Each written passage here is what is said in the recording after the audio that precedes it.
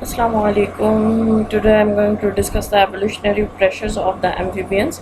What are the learning outcomes after discussing this chapter? Justify the statement. You are able to justify the statement. The skin of the amphibian makes their way of life possible but also limit their life to the water edge. Amphibians की जो skin है वो उनकी life को possible बनाती है, लेकिन उनकी जो ज़िंदगी है उसको भी लिमिट करेगी। किस तरह से करती है?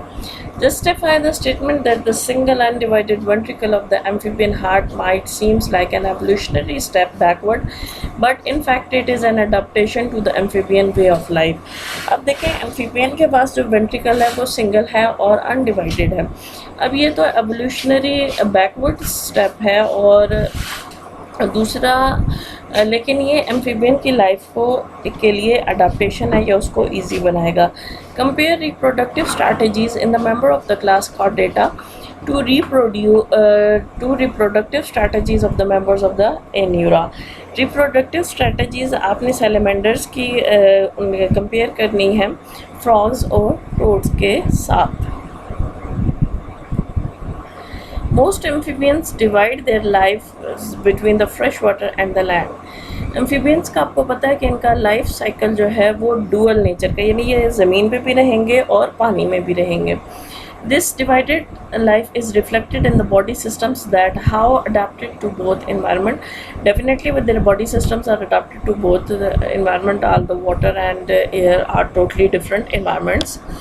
In the water, amphibians are supported by the water buoyant properties. Buoyant property का मतलब होता है वाटर की, पानी की उछाल की कुव्वत जो जिस्म को डूबने नहीं देती।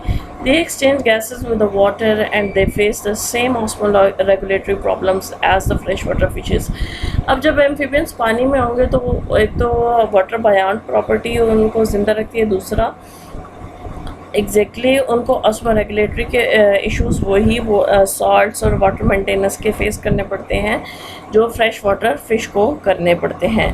On the other hand amphibians support themselves against the gravity, लेकिन एम्फीबियंस अपने आप को अगेंस्ट द ग्रेविटी भी सपोर्ट करते हैं, एक्सचेंज करते हैं with the gases with the air and tend to lose water to the air, और वाटर जो है वो भी एयर में लूज़ करते हैं। डेफिनेटली जब सांस लिया जाता है ना तो उसमें वाटर भी लूज़ होता है।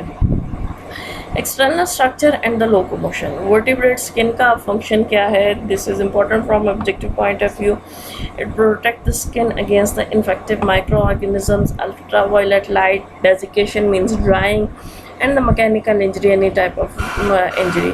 अब वर्टिब्रेट की स्किन एक तो माइक्रो ऑर्गेनिजम्स के इन्फेक्शन से बचाती है। कहीं भी कट लगा हुआ तो हमारी कोशिश होती है कि हम स्किन को कवर करके रखें कि वो कोई इन्फेक्शन ना हो सके। अल्ट्रावायलेट रेडिएशन से बचाती है, डेसिकेशन वाटर की कमी से बचाती है कि ये नहीं कि सारे का सारा वाटर जो है वो बॉडी से एवापरेट हो जाए, और मैकेनिकल इंजरी से भी। एम्फीबियन की स्किन अब क्या काम करेगी? The skin of amphibian also function in the defence, gas exchange, temperature regulation and the absorption and the storage of the water. Amphibians lack a covering of scales. This is the characteristic of the amphibian. They don't have scales with the exception of dermal scales in most caecilians. Some caecilians have dermal scales. Dermal scales mean कि उनकी जो skin का dermis का reason है वहाँ से वो scales निकल रहे होते हैं, feathers और hairs.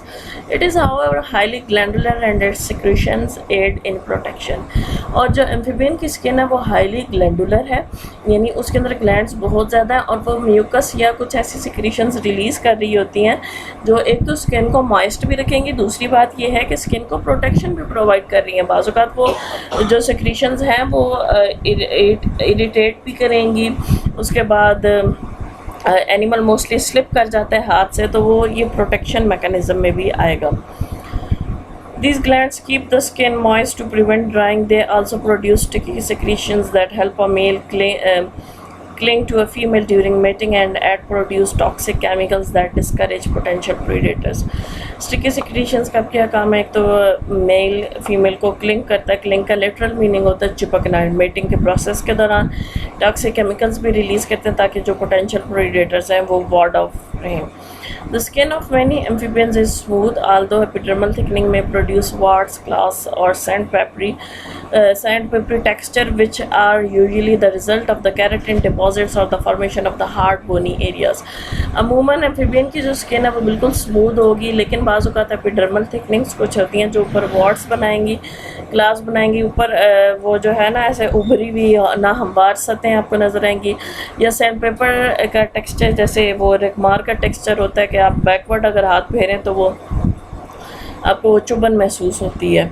और ये किस वजह से होगा? ये this is due to the keratin deposits, keratin protein deposit हो जाएगी स्किन में उसकी वजह से, या फिर formation of hard bony areas. All amphibians possess glandular secretions that are noxious or toxic to varying degree। अब एम्फीबियंस की जितनी भी ग्लैंडुलर सेक्रीशंस हैं वो नॉक्सियस नोटोरियस, या उर्दू में आप इसे ये कह सकते हैं कि बदमाश, लेकिन अभी यहाँ पे बदमाश वाले सेंस में नहीं आएगा। मतलब ये है कि वार्ड ऑफ प्रीडेटर, या टॉक्सिक हो सकती हैं, अब उनकी डिग्री वेरी कर सकती है, को बहुत टॉक्सिक हो सकती हैं, कुछ कम टॉक्सिक हो सकती हैं, या कुछ ये हो सकती हैं कि प्रीडेटर को थोड़ी देर के लिए दूर कर दें। The glands that produce these secretions are called granular glands. This is important from objective point of view. Granular glands produce glandular secretions, and these glands are distributed throughout the skin. They secrete a complex chemical mixture of biologically active compounds including alkaloids, peptides, biogenic amines, and the steroids. This is also important from examination point of view. Secretion of the granular gland consists of alkaloids, peptides, biogenic amines, and steroids. Chemicals are secreted when the amphibians experience stress to discourage potential predator and to protect from bacterial and fungal infections. Granular secretions have neurotoxic, myotoxic, antibacterial, and antifungal effects. अब ये कह रहे हैं कि ये जो granular secretions है neurotoxic, यानी ये न्यूरॉन्स को डैमेज करेगी। टॉक्सिसिटी तो डैमेज करना ना, या जहर फैलाना, न्यूरॉन्स को डैमेज करेगी। मायोटॉक्सिक का शायद मसल्स के लिए होता है, या वेट करें देख के बताती हूँ। उसके बाद जो है एंटीबैक्टीरियल, बैक्टीरिया के अगेंस्ट काम करेगी।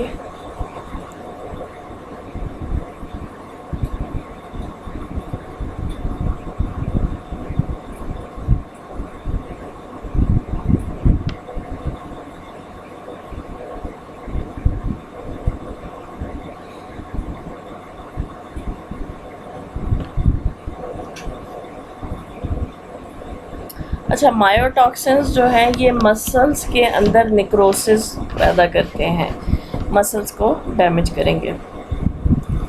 ऑलराइट, एंटी फंगल इफेक्ट्स भी होंगे फंगस के अगेंस्ट भी। Neurotoxins in the skin of the frog in the family Dendrobatidae have been used by the South American natives to tip their poisonous arrows. जो South America के native वहीं के रहने वाले रहायशी थे, वो पुराने ज़माने में क्या करते होते थे कि ये इनकी जो स्किन से ना न्यूरोटॉक्सिन निकल रहा है, अपने तीरों के, ये एरो को मतलब होता है तीर, उनके सिरे पे जहर लगाते होते थे दुश्मन के साथ जब लड़ाई होती थी। Chromatophores, this is important from examination point of view. They are specialised cells in the epidermis and the dermis of the skin that are responsible for skin colour and colour change. Cryptic colouration, aposematic colouration and mimicry are all common in amphibians. Cryptic colouration, aposematic और mimicry, ये जो है ना camouflage की सारी types हैं, और ये एनिमल को हेल्प करती हैं अपने आप को छुपाने में। ये भाई फ्रॉग है, the blue poison arrow frog Dendrobates tinctorius, और इसकी स्किन से देखें जो जितना ब्राइट कलर होगा वो उतना ही ज़्यादा पॉइजनस होता है, यानी ब्राइट कलर जो होते हैं वार्निंग सिग्नल्स के तौर पे भी यूज़ होते हैं। ठीक है, तो इसको अपने क्या कहते हैं तीरों के सिरों पे लगाते थे वो नेटिव अमेरिकन्स, ताकि अगर कोई तीर लगने से बच भी जाए तो वो जहर की वजह से ज़ख़म जो है ना वो ख़राब हो जाए और वो डैमेज हो जाए।